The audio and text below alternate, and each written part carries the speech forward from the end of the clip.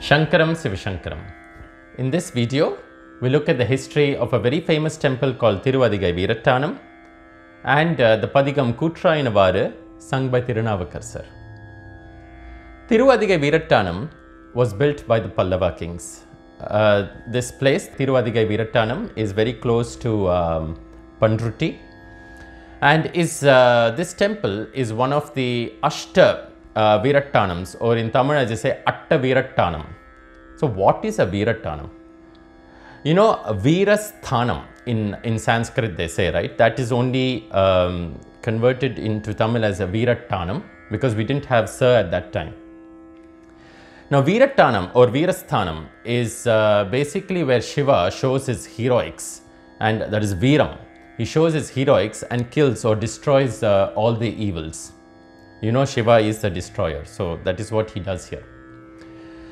Now, the structure of this particular temple, the way it is constructed is in the form of a chariot, and this is because there is a legend to it that Indra, Yama, Varuna and also Vayu, they came here in a chariot and they worshipped Shiva. So, I know you must be very familiar with the Periya Kovil in Tanjore, which was built by Rajaraja Chola. You know, he was inspired by this temple and he built that. So, what does that mean by inspiration from a temple? You know what is the famous thing about the Tanjore temple? The shadow does not fall on the ground, right? The shadow of the Vimanam, of the tower. Now, this is the same. This temple also has the same kind of structure. Unfortunately, it's never revealed in any of our history books. We only know the heroics of Rajaraja Chola, or we know how good that temple is, but we never know about this particular temple from which Rajaraja Chola got the idea. So this temple also, the shadow of the Vimanam does not fall on the ground. Such was the mathematical accuracy with which the Pallava kings actually built this temple. There are other legends like the Pandavas also worshipped here. Obviously they must have come during their Vanavasa time. That is, you know, those 12 years that they had to be away from the kingdom. They would have come to this temple. The Sapta Rishis have also done puja here, the 7 sages. Now, they also say that the Ther festival, now because this temple is actually built in the form of a Ratham, it's not really, it does not have wheels or anything, it's not like that, but the structure, if you see, there is a temple, then there is a mandapam, so all together, if you see it from a distance or if you see it from the top, it will look as if it is a Ratha, like a chariot. Now, the Ther festival, it seems, were started from this temple, and they also say that this temple was instrumental for the start or the initiation of all the Shiva Agamas, so that means they came from this temple. Now, there's a very famous legend about Tarakasura and his sons here, because as I said before, you remember I said it is a Veerattanam. So what kind of Veerattanam is this? Here, he destroys the Tripura cities or the 3 cities. Now, you know, there was once an Asura called Tarakasura. He did great penance. Brahma gave him a vow that he was supposed that he could be killed only by Shiva's son, and at one point he is killed by Muruga. Now Tarakasura had 3 children, 3 sons. Now they also were into this penance. They also did a lot of penance, and Brahma came to them and he gave them vows. So they wanted to become immortal. Now Brahma said, sorry, it is beyond my power. I cannot give you immortality and all, but I can give you something that you ask. Okay, let me create 3 cities. So they said one city has to be built like fortified by iron, one by silver, and the third one by gold. And each of the sons was given that city. And they also had one more condition in that the 3 cities can only be burnt by 1 arrow. That's one. It can, they will be floating cities, so that they keep moving around, and they come into alignment only once in 1,000 years. So such was their demands, and Brahma said, okay, no problem. So now what happens actually? They were living, now there are various versions of these stories, so I'll try and include the various versions in this story because I don't know which one is the most appropriate. one version says that they were all living pretty happily, and but there was some kind of debauchery in the way they were living in each of their cities. So they maybe induced themselves into or they got into a lot of alcohol and women and all that, those kind of pleasures. And there was always a ruckus in these cities. So this, because of this ruckus, it was causing a lot of displeasure amongst the sages who were doing puja, or it was causing some disturbance. It was causing some disturbance to the gods as well. So they came and complained to Lord Vishnu, who then said, no, you please go to Shiva. Now they went to Shiva. Shiva said, no, see, they're not doing anything wrong. So just because they're just slightly disturbing, they're not coming and causing you great harm or anything like that. So he said, no, sorry, I'm in my penance, I cannot help you here, because they're not doing anything immoral or anything illegal, as in those terms, as I say, illegal. Then they come back to Vishnu and they say, see, Shiva has said this. So now Vishnu thinks he kind of devises, he is always a plot master. So he devises one plot. He creates a person and tells him that you go and spread a particular religion. Now these asuras were mainly Shiva Bhaktas. So this guy, he's supposed to spread a particular religion, which is supposed to take them off the Vedic religion and worship to Shiva. So he comes there, he kind of spreads it in those 3 cities. And then what happens is they tend to break the Shiva lingas. There is more ruckus now because they're not worshipping Shiva. So there is a lot of commotion in the cities, and that is causing more disturbance. So now the Devas go to Shiva. They say, now you see, they've stopped their worship. They're not doing anything. They've got into more and more bad things. So what can you do? Now Shiva gets angry. Now Shiva is coming into action. Okay, I will come and help you, he says. He comes, and now kind of the other versions, they're also along the same lines. So now Shiva takes, he has Mount Meru as his bow, and the snake Vasuki as the bowstring. And his charioteer is Brahma.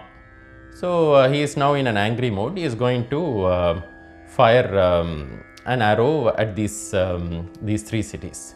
Now what was the condition, if you remember, that once in 1,000 years this has to come into alignment.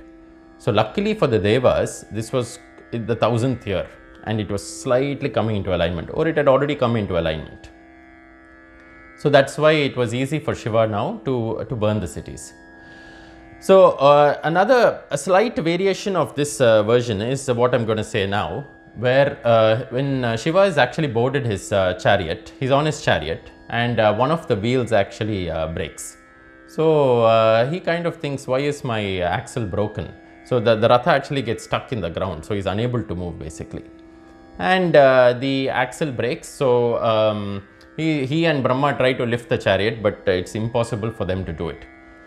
So he thinks, what have I done wrong? I've not done something. Normally before going to war or before doing anything good in life, we always worship Lord Vinayaka. He's the Mudal Muru Kadavul. So you have to worship him. So then he realizes, yeah, I haven't worshipped Vinayaka. Then he worships him and he comes, and then what happens is, this is also documented in the Harivamsa Purana and the Matsya Purana, that Lord Vishnu now, he helps Shiva to destroy the 3 cities. So how is that done? He comes as a bull, and with his horn, with his 2 horns, before he lifts them, he actually makes a kind of a gurgling sound, which is like the churning of the ocean. It's as huge as that.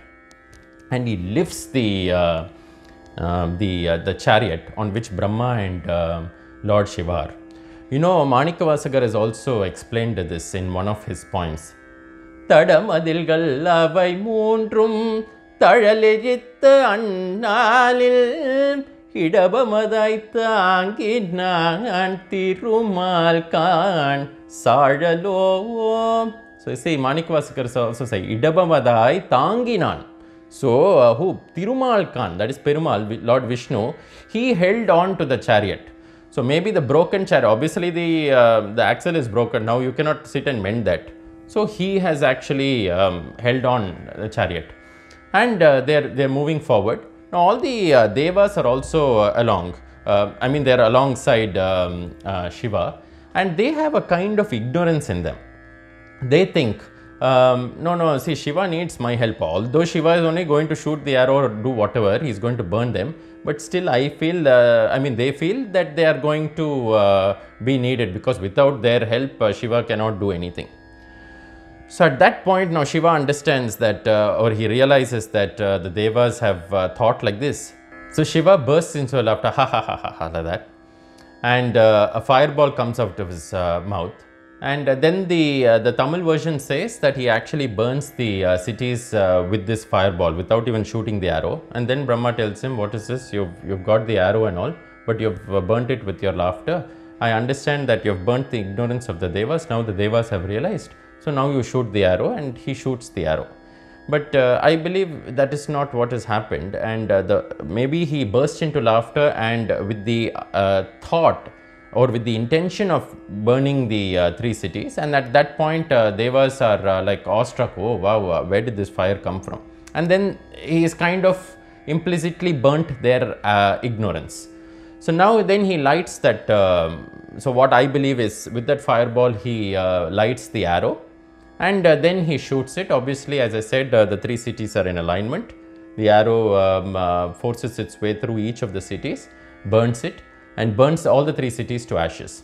And then what happens is, Shiva takes his 3 fingers, puts it on the ash, and then smears it on his forehead.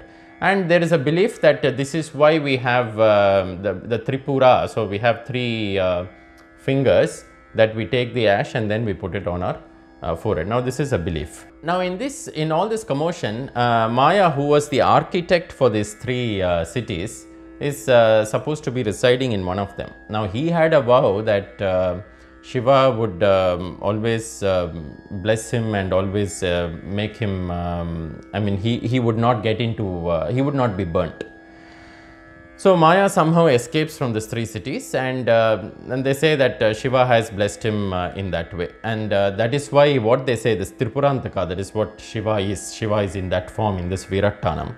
He has destroyed the arrogance of the asuras. Then he has destroyed the Maya, or the illusion. You can say Maya, the architect. So the illusion created by this whole act. And Ajnanam. Ajnanam is ignorance of whom? Of the devas. So in this, and this is how once all this is quelled, you become conscious. Your soul becomes more conscious, and then you merge with the Supreme. So this is pretty much what the Tripurantaka is about, and that is how the deity is. You can think of this legend as a legend, but then think of the higher level of thinking behind this whole Puranic story. Now that ends really the history of the temple. Let's come to the deities in this temple. There is the Veerattaneswarar, or he is even called Veeratteswarar. He is also called Kedilavannar. Kedil is basically the river that is flowing by this Thiruvadhigai Veerattanam, or he is also called Adhigainadar, obviously because his place is called Thiruvadhigai. The Ambal is called Periyanayagi, or Tripurasundari, or even Umayamman. And there is a famous well there called the Sulatirtham. Basically, Appar came and drank the water there first. We'll come to that in a few minutes when I'm explaining about the song. Now, why do people come to the temple? So first of all, they come here if there are any delays in wedding. They come here to pray for that. They also come here for any child boons and relief from enemies. Now it's a Veerattanam, right? So you can think about any enemies that Shiva has to destroy. He doesn't destroy the enemies, he releases you, gives you freedom from them. Then relief from any curse in the family, any stomach pains, ulcers, soolai noi as they call it. We'll come to what soolai noi is in a few minutes. And also you come here to get peace of mind. Now, I mean, any temple you get peace of mind. It's not that only you have to come to Veerattanam to get it, but this is also one of the reasons why people come to this temple. Now I hope that was really interesting for you, the history of this very famous temple.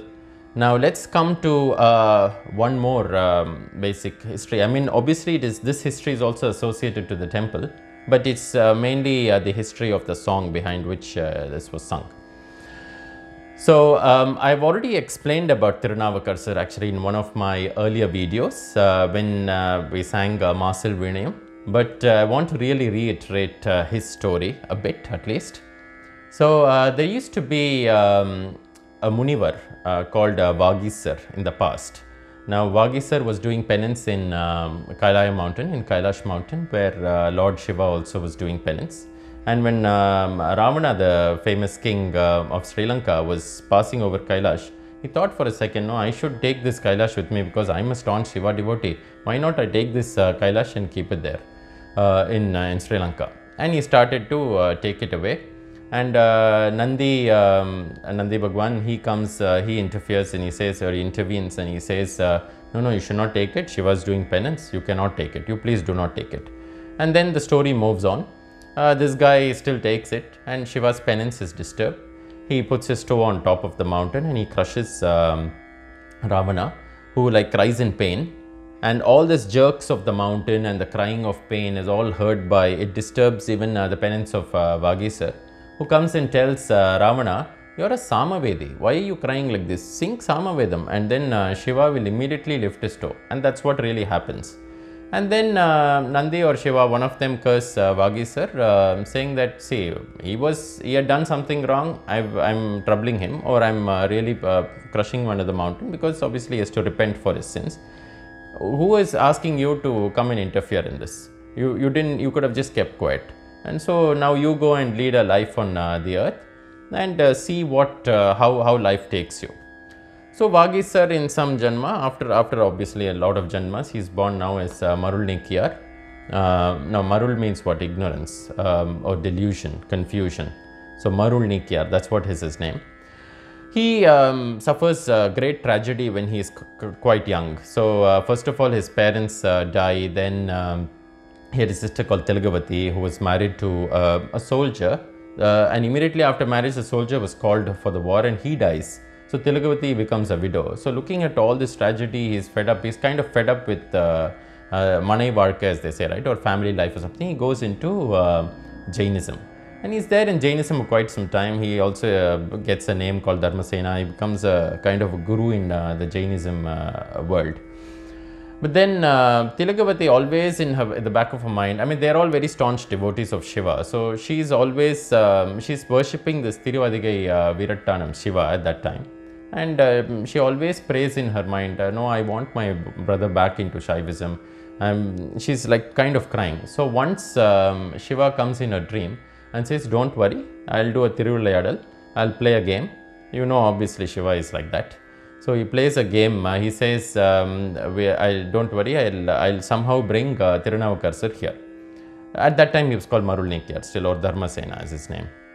So he gives him Theerada Vaitravali. That means some kind of stomach ache which could not be cured by anyone. So what happens is Marul Nikiyar, he comes, he could not be cured by the Jains. So he comes to Tilagavati, he wants to meet her and all. And then Tilagavati first says, you just say the Panchakshara mantram first. You take Vibhuti in your mouth, and then you take the Tirtham which I spoke about in the history, and then you go pray to Lord Shiva. So that is what he does. So now what is actually soolai noi? So let me tell you a bit about soolai noi. I mean, not many people must have heard what it is really.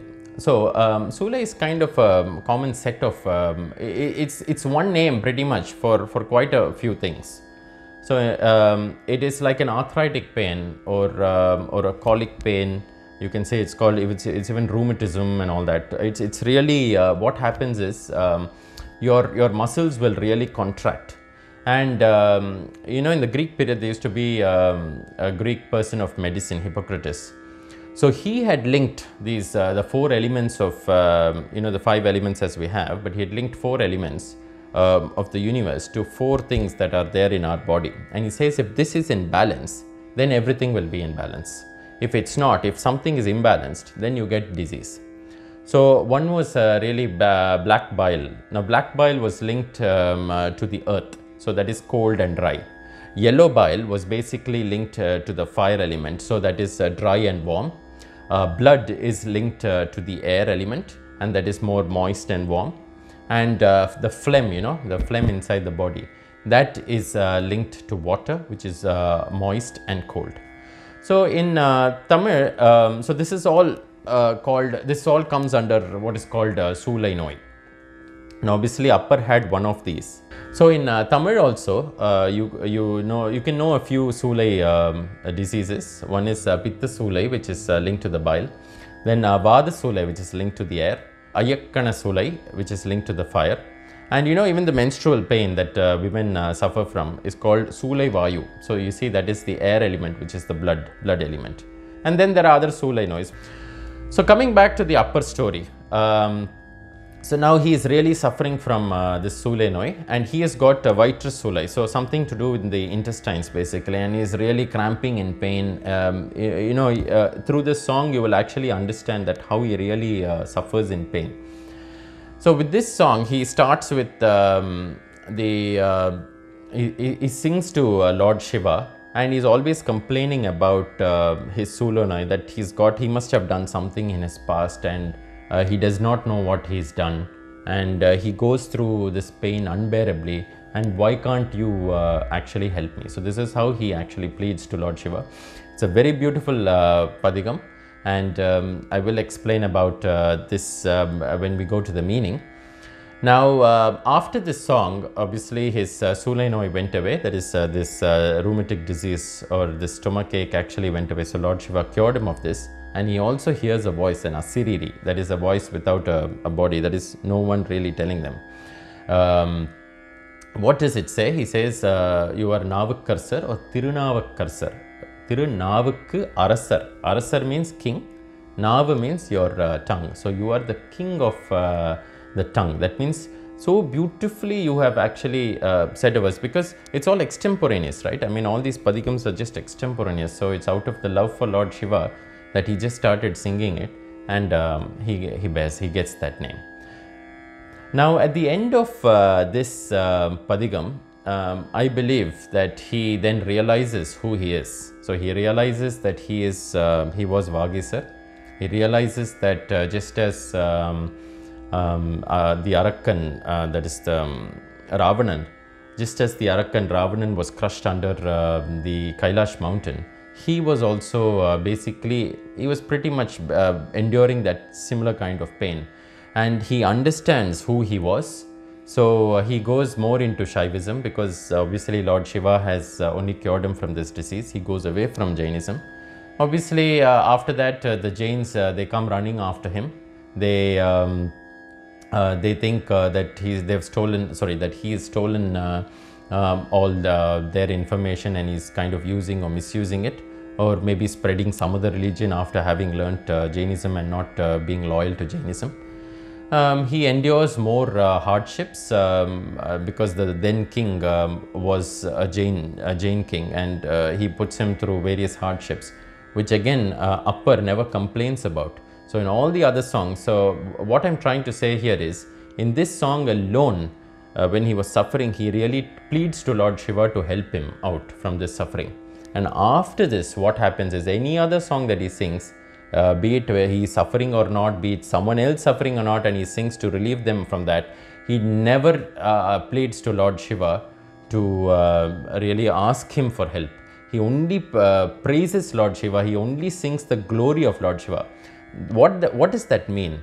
That means once you have realized who you are, and once you're trying to understand the immense light that Lord Shiva is, there is no need, you come to the stage whereby you feel that whatever he does is always right for you. He will never do wrong for you. So you come to that particular state, you have that kind of conviction, and that is the state in which Appar was. And that is why in all the other padigams that he sung, he's never pleaded Lord Shiva to really help him out of any trouble, or to help anyone else out of any other trouble. Shankaram, Siva Shankaram.